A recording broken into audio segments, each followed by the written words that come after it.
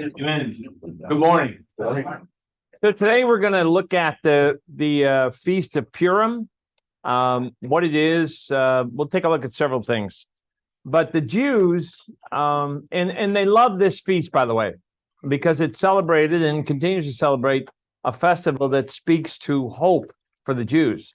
Now, they lived in an anti-Semitic, hostile environment. They still do. But this is a celebration of oppressed people who are victorious over their oppressors, and also the leadership and courage of Esther and Mordecai. But more importantly, it celebrates and remembers God's intervention to protect his people. God's intervention. You heard Tony give testimony to God's intervention to save one person. How many of you have ever seen I lost his name. Gigi, who's your favorite rock star from the 60s? Bob Dylan. Bob Dylan. Anyway, Bob Dylan, it's a senior moment. But Bob Dylan has an album, Saved. Anybody ever seen that album cover? And you see God's hand coming down, and there's a bunch of hands extended, and he touches one finger and lights it up. It's really a cool album cover, but that's what it reminds me of, Tony, in that testimony that you gave of God's working through his people. So thank you for doing that. But specifically, we're going to take a look at 4 topics today. We're going to take a look at the events celebrated in Purim, and there are quite a few. We're going to take a look at, well, what are the origins? Where did Purim even come from? We'll take a look at the substance of Purim, and then finally, we'll take a look at the reward of Mordecai. So let's take a look at the events celebrated in Purim. And Purim means lots, L-O-T-S, and that's like a lottery. And lottery is something that's not rational. It's not predictable. It's in some ways by chance, but not really. Purim is really a time for all-out fun and festivity. This is a fun, it's one of the most joyful feasts in Judaism, and it's actually called the Feast of Lots. Esther 3:7, Jack. In the 12th year of King Xerxes, in the first month, the month of Nisan, they cast the pur, that is the lot, in the presence of Haman to select a day and month, and the lot fell on the 12th month, the month of Adar. Okay, so this is not one of the original 7 feasts. What am I talking about? The original 7 feasts, or 3 pilgrimage festivals. What are those 3 pilgrimage festivals? Passover, Tabernacles, and what's in between? Passover, Pentecost, yes, or the Feast of Weeks. So let's take a look. They're set aside, these feasts are set aside to celebrate, to rest on the Day of Atonement, in particular, to remember and repent. But they included the following. I'm just going to go through them real quickly. The Festival of Passover, that's Passover, Pesach, or Pesach, however you want to pronounce it. But I think the Hebrew way is Pesach. You got to kind of swallow it, the CH. But unleavened bread, or Metzoth, first fruits, and Yom HaBikurim. So those are the 3 feasts celebrated. Leviticus 23, 5 through 10. All of these are in Leviticus 23. The Lord's Passover begins at twilight on the 14th day of the first month. On the 14th day of that month, the Lord's feast of unleavened bread begins. For 7 days, you must eat bread made without yeast. On the first day, hold a sacred assembly and do no regular work. For 7 days, present an offering made to the Lord by fire. And on the 7th day, hold a sacred assembly and do no regular work. The Lord said to Moses, "Speak to the Israelites and say to them, when you enter the land I am going to give you and you reap its harvest, bring to the priest a sheaf of the first grain you harvest." And the 14th day of the month, what month is that called? 14th day of the month? Nisan. Nisan. Okay, so that's the Passover. Let's take a look at Pentecost, the Feast of Weeks. The Jewish name for it is Shabbat. And it's in Leviticus 23:15-17. From the day after the Sabbath, the day you brought the sheaf of the wave offering, count off 7 full weeks.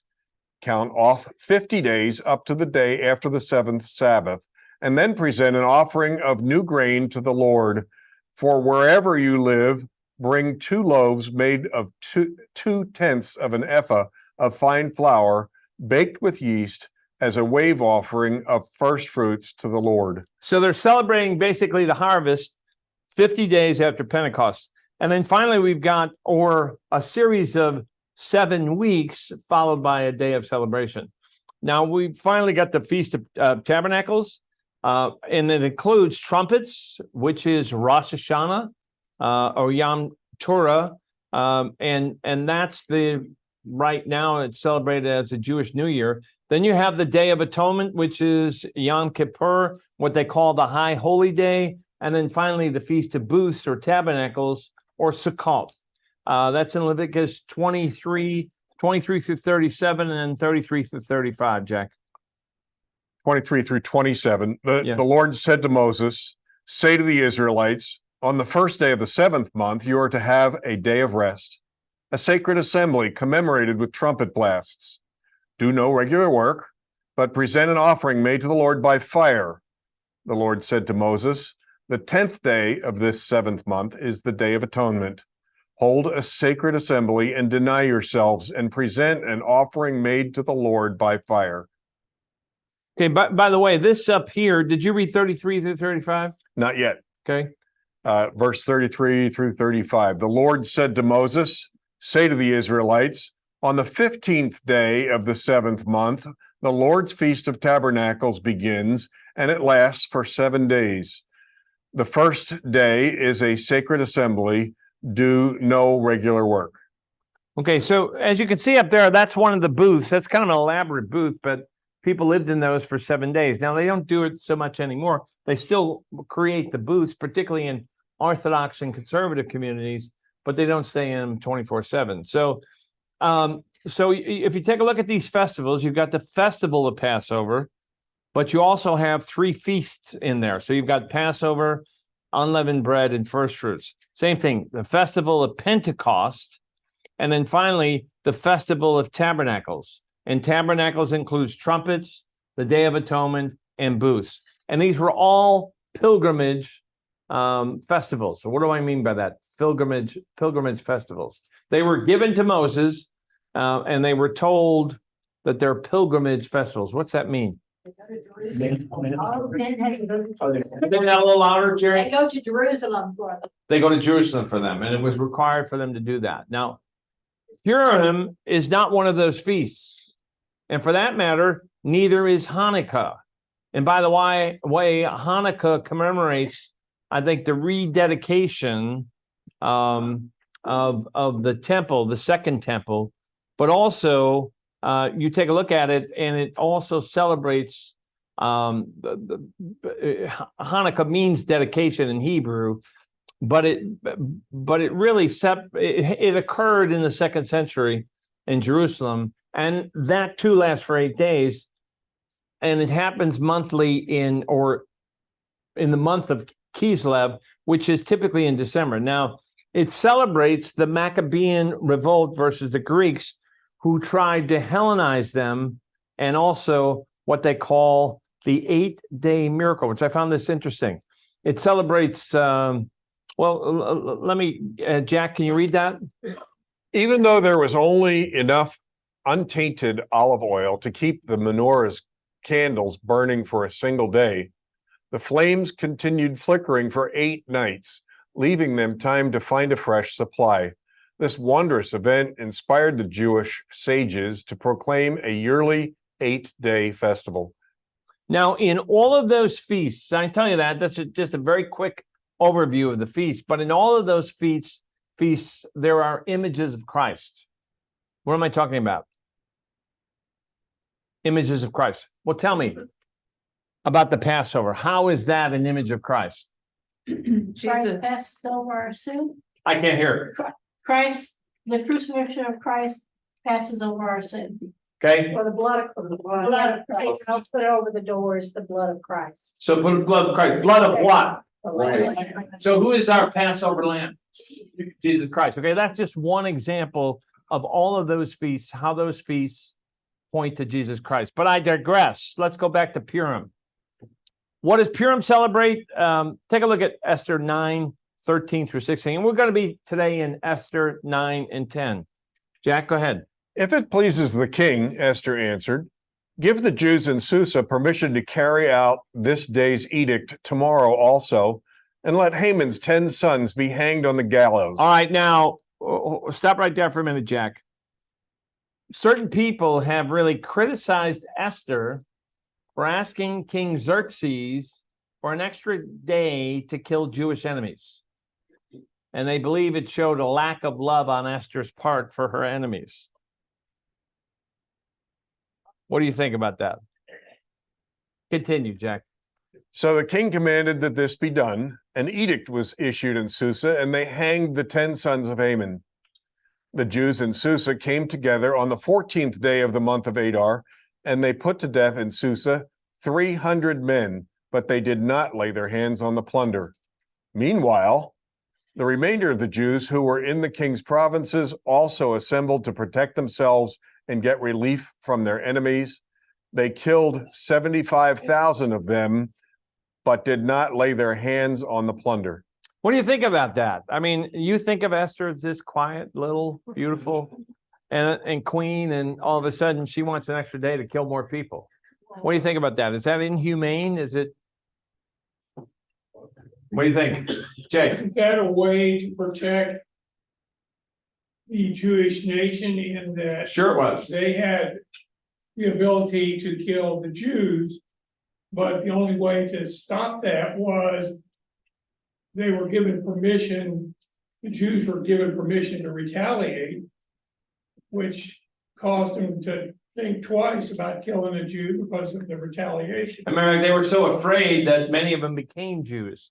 Go ahead. Well, the edict that had previously been put into effect by Haman was still in effect. Yeah, it was. And so to keep them from coming back and killing the Jews, which was Haman's edict, what she was doing was preventative. So essentially, they kill in a preventative manner, kill 75,000 people. Go ahead. I think they had to get rid of Haman's sons as well, so that they wouldn't take out revenge.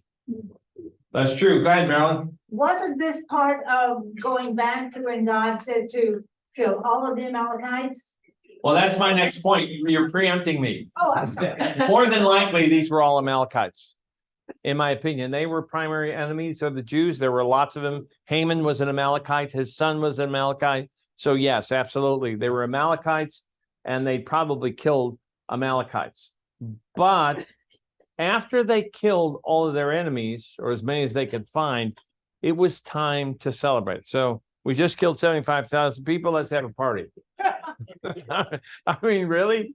And they did, creating the Feast of Purim. That's what Purim was. It was a celebration after these killings had been done. Now, they could celebrate in good conscience. Why? If most of the people they killed were Amalekites, why could they celebrate in good conscience?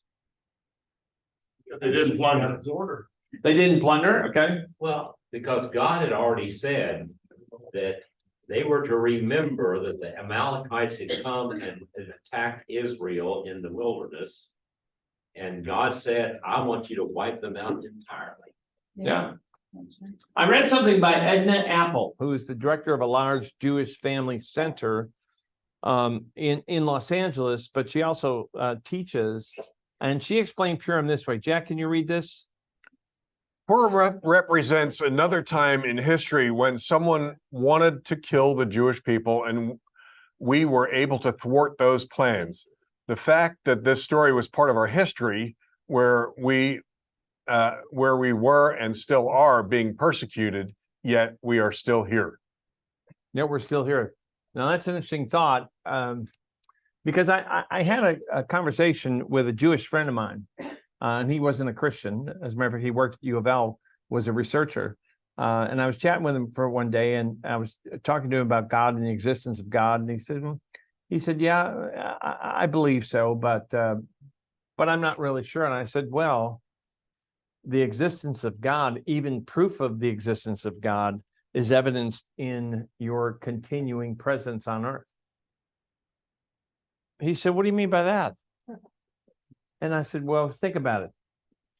When you have a diaspora of people that go into other nations, within a generation or two, they're accumulated by that culture, and they lose their identity. And yet, for thousands of years, the Jews continue to be identified as a people. I said, why is that? I said, part of it is because God has sustained you. He said, you know what? I never really thought about that. So, some people plant seeds, other people water. So don't hesitate, even though you might get rebuked, don't ever hesitate to share, as Tony illustrated today, don't hesitate to share the gospel with people. You never know the fruit you're going to yield. And you might not know it until you get on the other side. So in Purim, I think what we take a look at is the Jews celebrate at least three things, and these are four guys celebrating Purim. Number one, the failure of the plot to kill the Jews. Haman is defeated. Esther 3:8-9, Jack.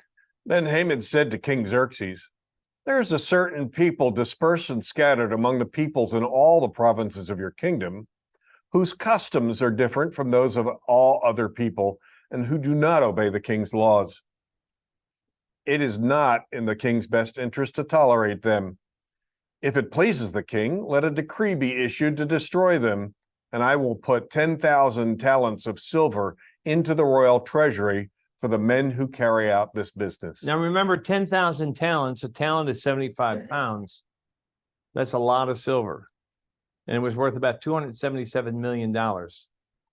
So all of that plot was a failure, and that includes the humbling of Haman.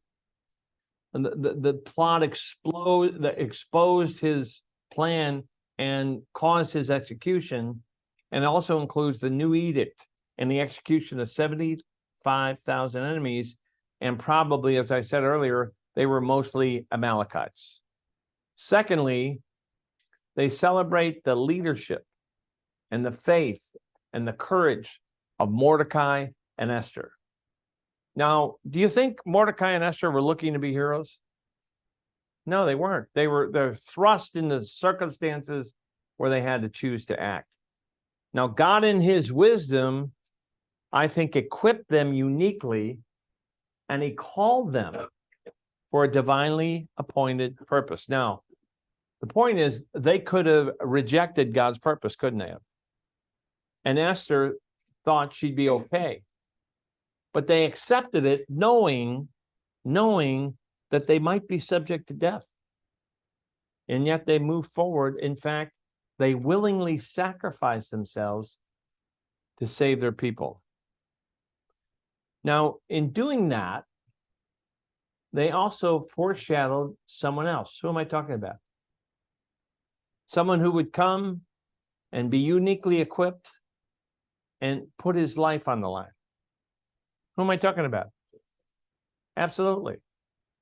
In fact, he gave his life, and he subjected himself to mockery, to hate, to brutality of crucifixion. Can you imagine the King of the universe, the author and finisher of our faith and our life, being subject to people spitting on him, cursing at him, yelling at him? Can you imagine that? How many of you saw The Passion? Did you see some of those scenes in The Passion? And he did that to save his people. That's you and me, and bring them real freedom. John 8:36, Jack. So if the Son sets you free, you will be free indeed. If the Son sets you free, you will be free indeed. Now, third, they celebrate the fact that even though we face odds that seem to be insurmountable, Esther shows us that God is able. Esther 4:15-16, Jack. Then Esther sent this reply to Mordecai, go, gather together all the Jews who are in Susa and fast for me. Do not eat or drink for 3 days, night or day. I and my maids will fast as you do. When this is done, I will go to the king, even though it is against the law. And if I perish, I perish. Now, no doubt, if I perish, I perish, but no doubt God can and God will come to our defense. Do you believe that? How many people in here believe that? How many people have had God already come to their defense? Many times. That's why she, though, because they believed in God, that's why she and everyone else fasted for 3 days. She believed God could save them. Isaiah 41 says, fear not, for I am with you. Be not afraid, for I am your God. I will strengthen you. I will help you. I will uphold you with my victorious right hand. And God is able to do that. I love that verse. It's one of my favorites. Jack, I'm sorry to preempt you on that one. No problem. But we also believe he's going to respond to our faith. And he'll do that sometimes through prayer and fasting. 2 Thessalonians 3:3, Jack. But the Lord is faithful, and he will strengthen and protect you from the evil one. How many of you believe that? See, we don't have to fear. We're in the midst of some turmoil in the U.S. We don't have to fear. God's in control. And he will, at some point when he feels it's appropriate, he'll intervene. And I think he already is, but that's another story for another day. Let's take a look now at the origins of Purim. As I said earlier, yes. So do the Jews today, is this why they continue Purim? Do they know these things? Yeah. And that's why. And they celebrate. They They celebrate. teach that, and that's what they. They do, and I'm going to kind of go through what they do in the synagogue. Some of them teach it more intensely than others. Depends on whether or not you're Reformed, you're Conservative, or you're Orthodox. It's like a different celebration. Purim is a fun and festive time. It really is a great celebration. As a matter of fact, it's one of the most popular in the entire Jewish calendar. So this is not a feast that was established by God. On the contrary, it actually seems at first to occur spontaneously. Esther 9:17-19, Jack. This happened on the 13th day of the month of Adar, and on the 14th day they rested and made it a day of feasting and joy. The Jews in Susa, however, had assembled on the 13th and 14th, and then on the 15th they rested and made it a day of feasting and joy. So the order was given, or they were scheduled to go and kill their enemies on Adar the 13th, the same day that Haman's edict was in effect. On the 14th, most of the Jews rested and celebrated, yet the Jews in Susa rested on the 15th. Why? Why? Why the extra day? Why the rest? Spread. No, I told you earlier. 2 days. She asked for a second day, and so There you go. they celebrated on the second day. Yeah, Esther asked for another day to go and finish the work and go after Haman's sons. And all of a sudden, after that's done, a spontaneous celebration breaks out. On the next day, Mordecai liked what he saw. He liked this celebration, so he ordered the celebration to continue annually on the 14th and 15th. Esther 9:20-22, Jack. Okay, and I missed 19 last time, so I'll pick it up there if that's okay. That's why rural Jews, those living in villages, observe the 14th of the month of Adar as a day of joy and feasting, a day for giving presents to each other. Mordecai recorded these events, and he sent letters to all the Jews throughout provinces of King Xerxes, near and far, to have them celebrate annually the 14th and 15th days of the month of Adar as the time when the Jews got relief from their enemies, and as the month when their sorrow was turned into joy and their mourning into a day of celebration. He wrote them to observe the days as days of feasting and joy, and giving presents of food to one another and gifts to the poor. So when he ordered this, and he ordered it saying, I like this, I think it's important, let's celebrate it every year. the Jews all agreed to this in Esther 9:26 through 28, Jack. Therefore, these days were called Purim from the word pur, because of everything written in this letter and because of what they had seen and what had happened to them. The Jews took it upon themselves to establish the custom that they and their descendants and all who join them should without fail observe these 2 days every year in the way prescribed and at the time appointed. These days should be remembered and observed in every generation by every family in every province and in every city. And these days of Purim should never cease to be celebrated by the Jews, nor should the memory of them die out among their descendants. And so to make sure that everybody knew this, Mordecai then sent letters out to the Jews in all 127 provinces confirming that fact. Esther 9:29 through 31. So Queen Esther, daughter of Abihail, along with Mordecai the Jew, wrote with full authority to confirm this second letter concerning Purim. And Mordecai sent letters to all the Jews in the 127 in the 127 provinces of the kingdom of Xerxes, words of goodwill and assurance to establish these days of Purim as their designated times, as Mordecai the Jew and Queen Esther had decreed for them, and as they had established for themselves and their descendants in regard to their times of fasting and lamentation. So it started as a spontaneous celebration, but it was made law by Mordecai and Esther. And actually, it says that it was written down in the records as an action by the king.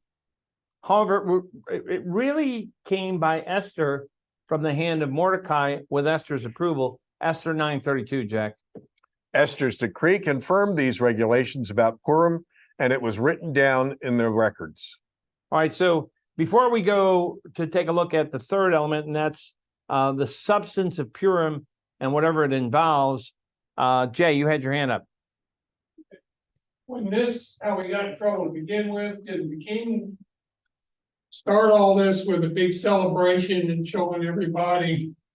Sounds like the king likes to party. Well, the king does like to party. Yeah, I think I went to college with him. He had a 6-month celebration followed by a 7-day celebration.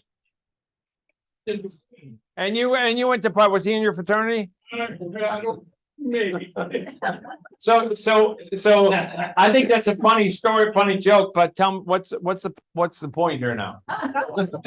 Well, it just seems, that he's in support of all this, but Sure. what got him in trouble to begin with was showing off all that he had and bringing the people in, and then asking the queen to put Esther in her place, and that's how we got to where we are. So what's the difference? Let me ask everybody else, because you make a good point. What's the difference between Xerxes' first party and the celebration of Purim? Bart. Xerxes was exalting his own power, his own might, and his own influence, and bragging about it. And Xerxes, as far as I know, did not participate in this celebration. This was among the Jews, and they were celebrating God's power and his deliverance and their good fortune. And all God's people said. So let's take a look at now the substance of Purim and what it involves. And I think if you take a look at it, it is the happiest, as I said earlier, the happiest, busiest day on the Jewish calendar. They're having a party there if you don't recognize that. But the people blast, I didn't know this, but they evidently in Jewish neighborhoods, they blast Purim music, whatever that is, and they dress up in costume, which is interesting. And they dress up, but there's also lots of color and noise. And a favorite activity is really the preparation of these called Haman. Bart, you're German. How do you say? Haman's cakes. Yeah, Haman's cakes. Yeah, that's right. Hamanstaschen or whatever it is. Haman's cakes. And what it is, it's a then that looks actually pretty good. It's a triangular pot. Yeah. One time, but we were having. All right, say it again. Listen up over here. You're unruly back there. Say that again. I made those one time for when we were studying the book of Esther. Were they hard to make? Well, it's a dough and the filling and all like that, and I like to cook, so I didn't think it was hard. But So, well, that's a favorite activity and it's considered a traditional food during Purim. But it symbolizes Haman's hat, okay? And eating it symbolically destroys his memory. Okay, so let's get rid of Haman, okay?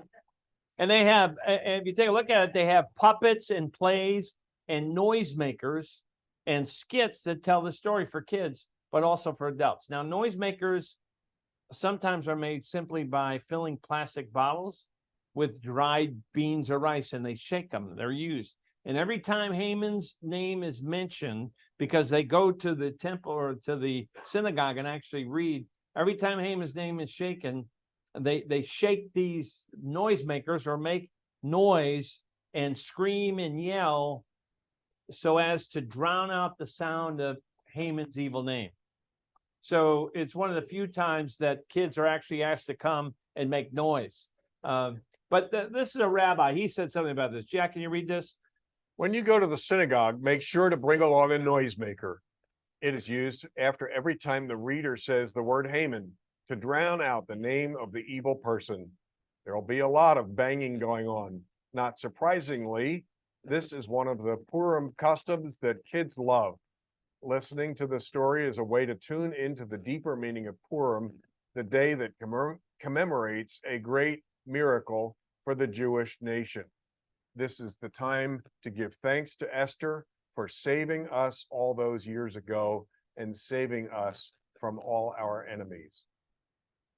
Now, on the spiritual side, there's a day of fasting and prayer on the 13th of Adar, and it's the day before the Purim celebration. And the fasting commemorates the fasting, that's before the fasting or after the fasting, but it commemorates the fasts and the prayers of Esther and Mordecai and the people. Esther 4:15-17. Then Esther sent this reply to Mordecai: Go, gather together all the Jews who are in Susa and fast for me. Do not eat or drink for 3 days, night or day, and I and my maids will fast as you do. When this is done, I will go to the king, even though it is against the law, and if I perish, I perish. So Mordecai went away and carried out all of Esther's instructions. When Esther said, if I perish, I perish, what was she saying? He may kill me, So if he does, I'll just. but what? But it's worth it. See, go ahead, Marilyn, build on that. He may kill me, but it'll be worth it. Why? Yeah, it would say the Jews. Say the Jews. If she succeeds, lives of the Jews will be saved, and her life is worth giving up to save them. Right, Alan. But she was also being a realist, and that is, if she lost her life, she was gonna lose her life anyway when they started the Haman's edict. That's what Mordecai said to her. Jay. I was gonna say the same thing, that he said it better though. Yeah. Okay, so on Purim, there's plenty of food, there are plenty of sweets, and there's plenty of wine. And I might add, wine sometimes to excess. In fact, for some, and this guy in particular, an objective is to drink so much wine and get so drunk and confused that you can't tell the difference between Esther and Haman.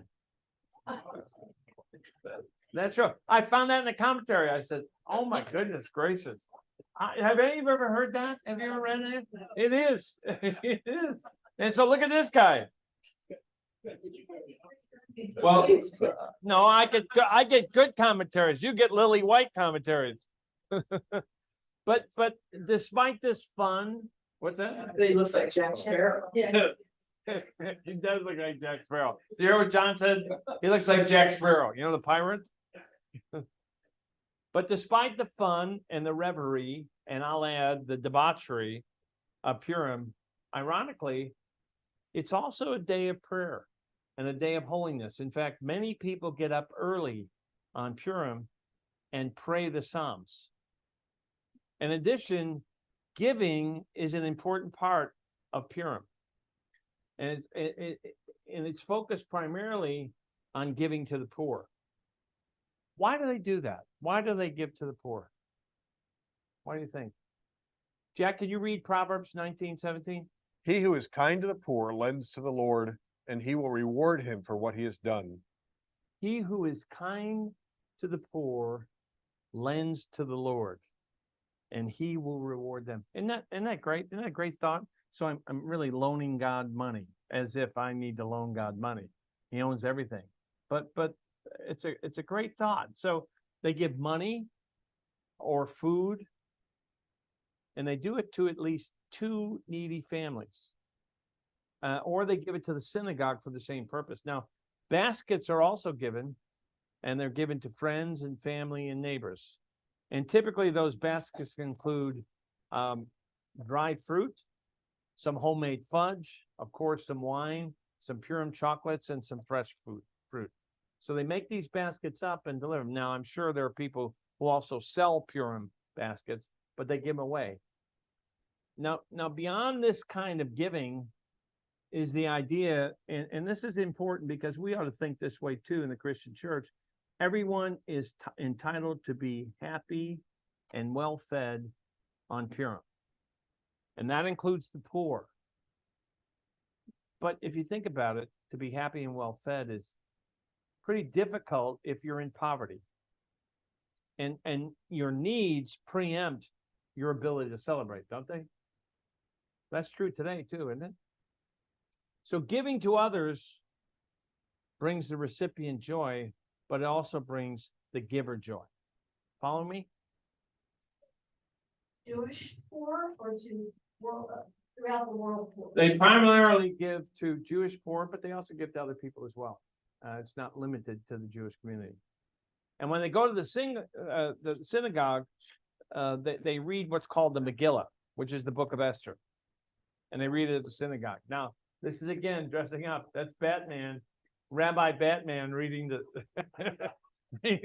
reading the book of Esther. And they make noise again when Haman's name. So can you imagine what the synagogue looks like? It's kind of what it really is kind of the Jewish community's Halloween, if you will. And there are actually 2 readings of the Megillah or the book of Esther, one at night and one during the day. And when Haman's name is mentioned, again, they use the noise makers or they stomp their feet. Can you imagine how loud that is in the synagogue? It's supposed to get rid of his evil name, of course. And it's the only time that noise is welcome in the synagogue, in the services. Now, interesting, too, is the fact that they also read this passage from Exodus, which emphasizes some points we made earlier. Jack, can you read Exodus 17, verses 8 through 16? Is it Exodus 7, verses 8 through 16? Exodus 17, verses 8 through 16. Okay.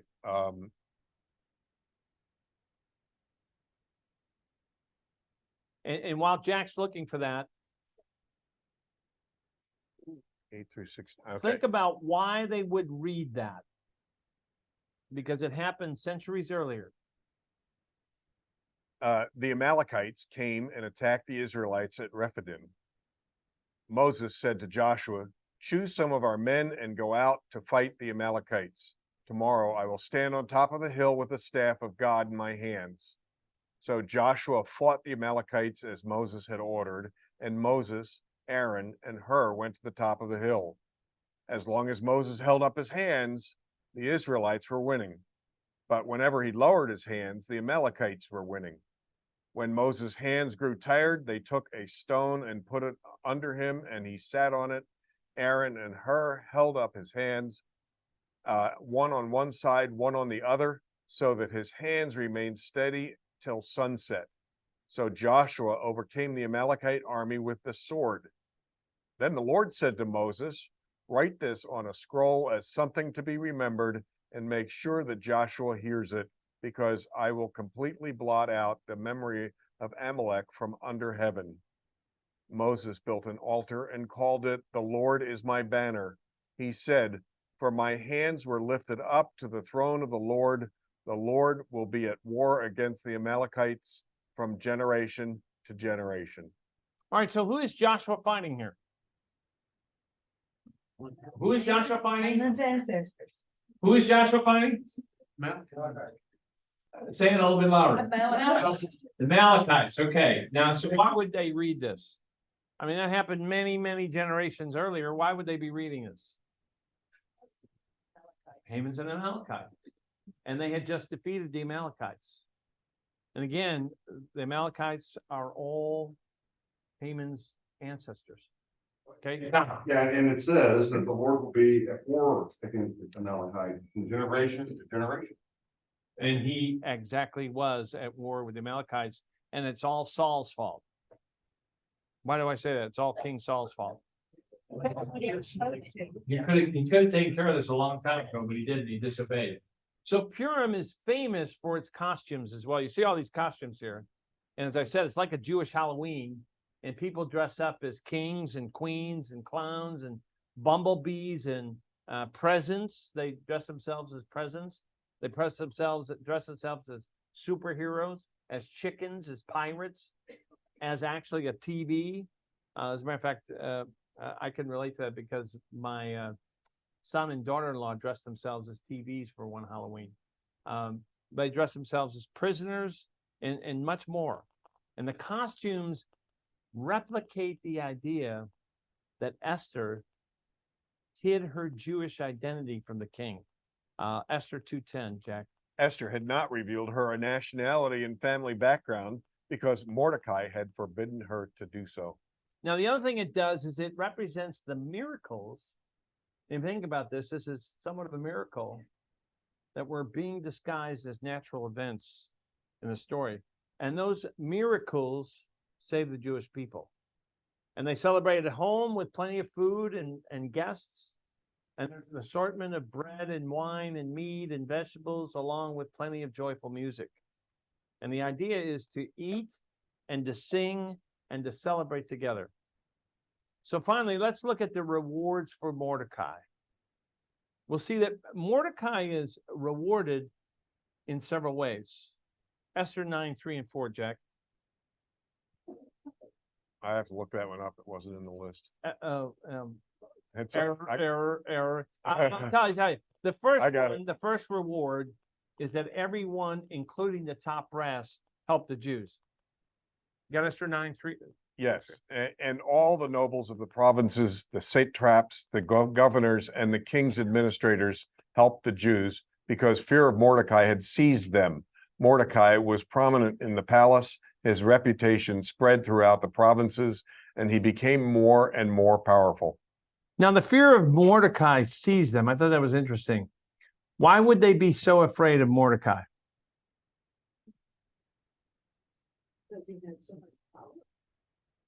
How do you know he had a lot of power? King gave him a signet ring, which made him the number 2 guy in all of the kingdom. So he was a powerful guy, and he'd already issued the edict that allowed the Jews to defend themselves and kill their enemies. And they weren't sure what he'd do next, so they wanted to be on his side and warm up to him. Now, secondly, Mordecai is also rewarded with prominence in the palace. His reputation spread throughout the provinces, and he became much more powerful. And the Jews celebrated that, and he's celebrated. Well, why is it important for Mordecai and important to the Jews? Why is that important? Why is it so important for Mordecai and important for the Jews that his reputation spread, that he be celebrated? Safety. Huh? Everyone would be afraid. Well, they were afraid of him, but the Jews also celebrated him. See, I think the fact that Mordecai used his power to order a remembrance for what God had done for them. Esther 9:29-31. So Queen Esther, daughter of Abihail, along with Mordecai the Jew, wrote with full authority to confirm this second letter concerning Purim. And Mordecai sent letters to all the Jews in the 127 provinces of the kingdom of Xerxes, words of goodwill and assurance, to establish these days of Purim as their designated times, as Mordecai the Jew and Queen Esther had decreed for them, and as they had established for themselves and their descendants in regard to the times of fasting and lamentation. Esther's decree confirmed these regulations about Purim as it was written down in the records. So Mordecai used his power properly. And his reputation spread, but it was a good reputation, but it was also a fearful reputation. And Mordecai, again, was second in command, and his acts and his greatness were recognized also and celebrated by King Xerxes. Esther 10, 1-3, Jack. King Xerxes imposed tribute throughout the empire to its distant shores, and all his acts of power and might, together with a full account of the greatness of Mordecai, to which the king had raised him, are they not written in the book of the annals of the kings of Media and Persia? Mordecai the Jew was second in rank to King Xerxes, preeminent among the Jews, and held in high esteem. It's Jiminy Cricket. So you got over everything here. Yeah, what'd you call it? Yeah, Haman Cricket. And held in high esteem by his many fellow Jews, because he worked for the good of his people and spoke up for the welfare of all the Jews. So really, and Jack, I appreciate your reading, but it was out of control down there. I have no control of it. Ken Clark started it. But he was held in high esteem by his fellow Jews because he worked and he spoke up for the Jews, and he really sacrificed, as did Esther, on their behalf. So what have we learned in this series so far? What have we learned? And I think it's important for us to consider that, number one, I think God uniquely equipped Esther and Mordecai to serve his people and to save them. Now, it wasn't easy. Ephesians tells us, for we are God's handiwork, created in Christ Jesus to do good works, which God prepared in advance for us to do. Okay? It wasn't easy. It required faith on their part, and it required courage for them to act. Still, they were open to being used by God for that purpose, a purpose, again, for which they were equipped. Now, God has uniquely prepared each of us to serve the body of Christ. How do I know that? Well, it says that right here in Ephesians 2:10. Think about it. We are God's handiwork. We are created to do good works that God has already prepared for us. God has already prepared for those works for us. Now, we can choose not to do them. We can choose not to follow him. We can choose not to do the work. But as Mordecai said, Jack, can you read that? For if you remain silent at this time, relief and deliverance for the Jews will arise from another place, but you and your father's family will perish. And who knows but that you have come to your royal position for such a time as this? Has God been speaking to you? To get up? To do something? If you choose not to obey him in this, he'll find someone else who will. But you're going to miss out. You're going to miss out on the reward and the joy that comes from serving the body and serving the Lord. Before the second point, I want to, Tom, what'd you have? I was gonna say, how it speaks to me is, regardless of the circumstances, do not fear, do not give up hope, and ask the Lord to direct your path. And that's the challenge for us. Number two, Haman was clearly evil. Can you see that? Do you understand that? And Xerxes was, I believe, unaware of just how evil he was. He had power, he had might, he had authority. All of the people feared him except for Mordecai. And Haman used his evil power for evil purposes. And yet Mordecai was unwavering. Why? Because Mordecai had faith. Mordecai had faith. He had faith in God, faith in Esther, and faith in doing what was right. Yet Haman, the second most powerful person in the kingdom, was evil. So what would they do? Well, they fasted and they prayed, and God moved on their behalf. Now, it's not unlike what we face today, what Tom just said. There are people out there. Does evil exist today? Absolutely. Have we seen it? Absolutely. So what can we do about it? There are people out there just like Haman. Here are just a few notable characters, most of whom have existed in our lifetime. And there's nothing funny about what they did. Hitler, Putin, Idi Amin, Saddam Hussein, Karl Schwab. Do you know who that is?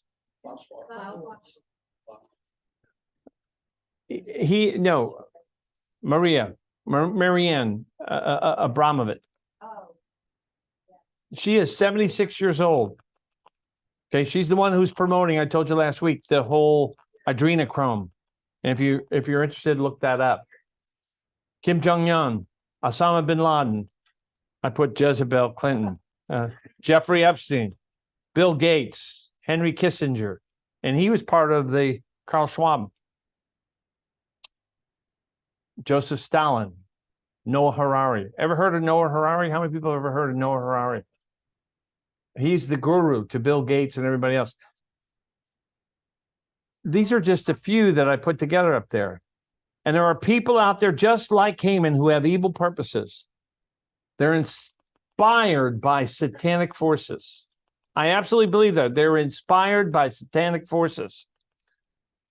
How can it happen any other way? Look at the chaos. Look at the chaos that happened in New York City the other day, where thousands of people come together as a result of an influencer calling them together. He's going to give them a free game. And there are thousands who show up in a riotous fashion. Look at that store in Chicago, the 7-Eleven. How many of you saw that? Hundreds of teens showed up there. And a news reporter challenged them as being criminals. And the mayor stood up and said, you know, we have to be careful about what we say. We can't, these are teenagers, these are young kids, and they're expressing themselves. And so we have to be, we can't call them a mob like we do Al Capone. And effectively, so the mayor is apologetic and ignoring what happened. They destroyed a business. He said they were properly called a gathering. They were probably called what? A gathering. A gathering, yeah. Go ahead. Meanwhile, people that didn't have any guns or anything that were protesting peacefully are still sitting in jail from January 6th. From January 6th, yeah, that's right. But people are standing up and did you see the other one in California who was robbing a store? And the guy grabbed him and tackled him and they beat him with a stick and they stopped when he started crying. So people are pushing back. See, people are inspired by satanic forces and their power grows with our fear. And it can seem ruthless and overwhelming and insurmountable. And yet, though we don't realize it, we have more power. How do we know that? Greater is he who is in me than he who is in the world. So how do we overcome? How do we do that? What is it that God wants us to do? We have cults, we have human trafficking, we have drugs, we have LBGTQRSTUVW. We have those issues. We have political corruption. How do we overcome that? Well, I think there are a couple of different ways. Number one, it begins with prayer and sometimes fasting. Ask God for wisdom and power. Pray against the evil and be specific. James 5:16. Do you remember what that says, Alvin? Start from the beginning. The prayer of a righteous man availeth much. The prayer of a righteous man availeth much. That's important. Secondly, it continues by overcoming evil with good. Do not be overcome by evil, it tells us in Romans 12:21, but overcome evil with good. Now, what do I mean by that? Take a look at Rochelle Starr. How many of you know Rochelle Starr? Many years ago, when she was 23 years old, she was driving by a strip joint and God moved her to do something. She didn't know what she was going to do, but God moved her to do something. She went in and she asked the strip joint owners if she could cook meals for the women. Well, they gladly welcomed her. And subsequent to that time, she saved over 300 or 400 people from Louisville alone. And she's in now Miami, Las Vegas. Where else? Jerry, do you know where else? I mean, she's all over the country. And she's moving and establishing more and more and more Scarlet Hopes. So don't be overcome by evil, but overcome evil with good. Number 3. We also must be willing to speak out when you see wrong and take action where you need to. Speak up for those who cannot speak for themselves. For the rights of all who are destitute, speak up and judge fairly, defend the rights of the poor and needy. Karen. I wrote down a quote once from Eli Wiesel, or whatever, the guy who wrote Night, who was in the camp. And he said, when we don't speak up, by our silence, we are standing on the side of the oppressed. How many of you have read that book by Elie Wiesel? Night. And it's about his imprisonment he's a Jew, and during the Second World War, he was in prison. Elie Wiesel died a couple of years ago. But it's a powerful story. If you haven't read it, read it, because to give you some sense of what's important and how not speaking out can multiply. Tom. It's time for the silent majority to become the vocal majority and to step up and speak up and stand out. Tom Rose for mayor. No, it's true, Tom. It is. Yes, We Jack. talked about these other mosques, but you need to understand that we got a tremendous problem in local Kentucky. The average attendance at Iroquois High School on a daily basis is 58%. Why is that, do you think, Jack? Well, a complete breakdown of the family. Of the family, yeah. But our culture is, I mean, in parts of Louisville, it's in chaos. It's in chaos. No question about it. And our public schools are very sad. Yeah. I was out in Iroquois this week and I couldn't believe just the condition of the facility.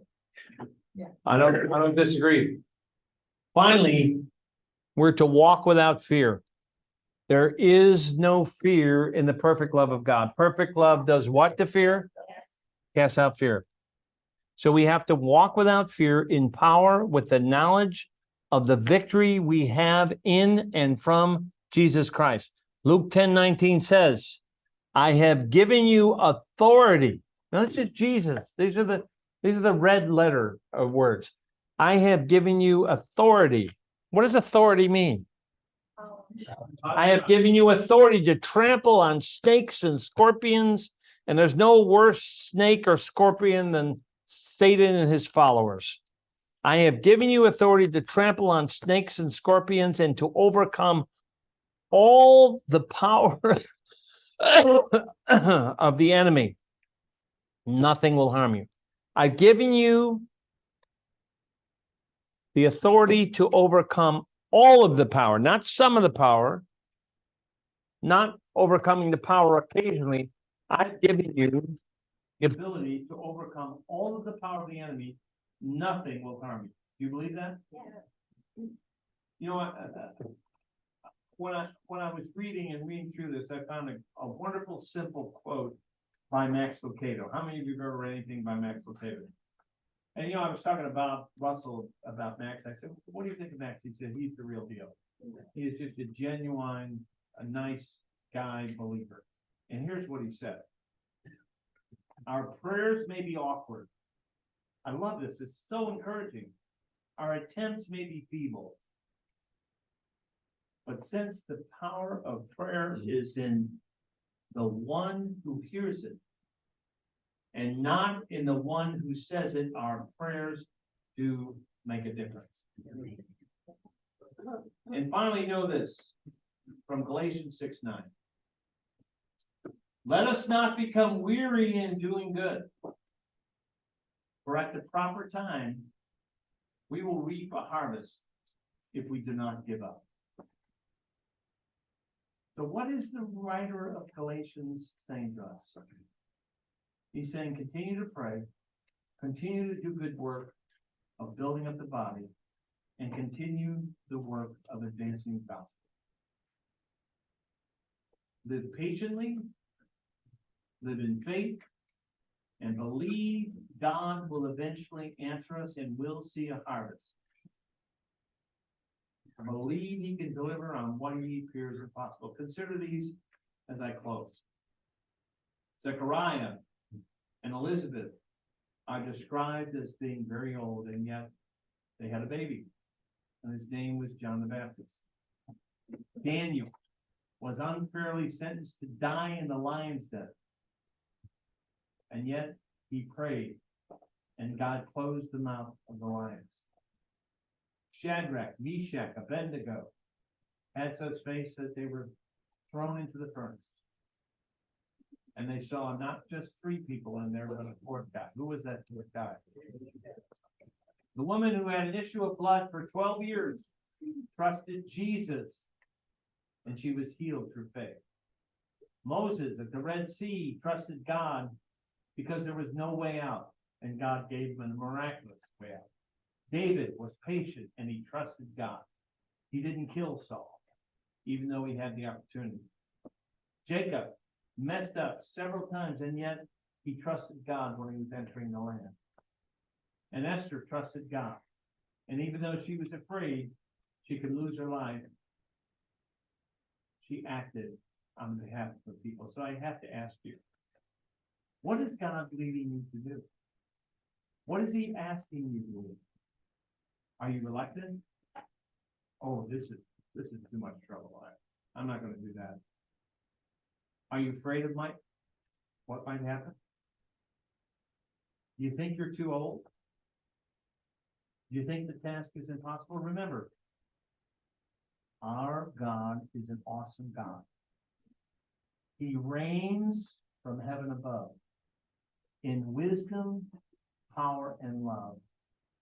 Our God is an awesome God. And all God's people said,